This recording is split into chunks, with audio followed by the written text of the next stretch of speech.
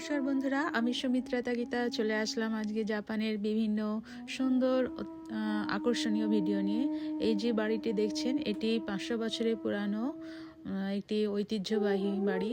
আর এখানে দেখছেন hot spring, পা ডুবিয়ে বসে আছে ভূগর্ভস্থ উষ্ণ জল। এই জলের সাহায্যে জাপানিজরা দীর্ঘজীবী হয়, দীর্ঘায়ু বাঁচে।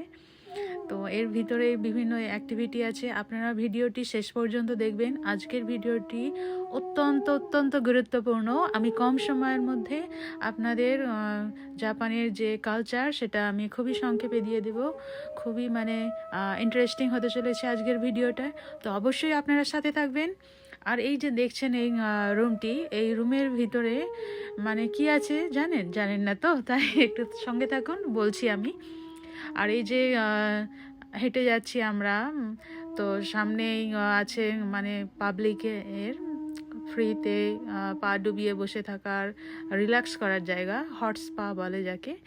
তো এটি ভূগর্ভস্থ জল, যেহেতু অনেক সালফার, ক্যালসিয়াম, ম্যাগনেসিয়াম, শরীরের যাবতীয় রোগ নিরাময়, তারপর স্কিন ভালো রাখার বা বাতের ব্যথা, এগুলো সব দূর করার একটি পদ্ধতি। এখানে যেহেতু বয়স্ক মানুষরা বেশি আছে, তাই এখানে জাপানের বিভিন্ন জায়গায় এই ভূগর্ভস্থ উষ্ণ জলের ব্যবস্থা আছে, সবাই সেখানে ফ্রিভাবে রিল্যাক্স করতে পারে।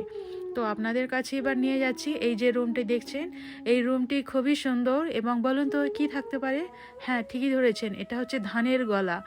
500 বছর আগে এখানে ভিতরে চাল বা ধান সংগ্রহ করে রাখা হতো। এই দেখছেন, আমি হাত দিয়ে দেখছি, খুবই কুল, ভিতরে খুবই ঠান্ডা, আর খুবই প্রাচীরটা একেবারে বুঝতেই পারছেন হেভি ওয়েটের। তো আর এই যে দেখছেন, এটিও জাপানিজদের দীর্ঘায়ু হবার একটি অত্যাশ্চর্য একটি পদ্ধতি।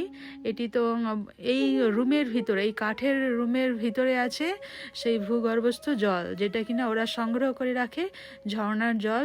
প্রতিদিন এখানকার মানুষজন বা দেশ বিদেশি পর্যটকরা এসে স্নান করে। খুবই সুন্দর একটি ব্যবস্থা।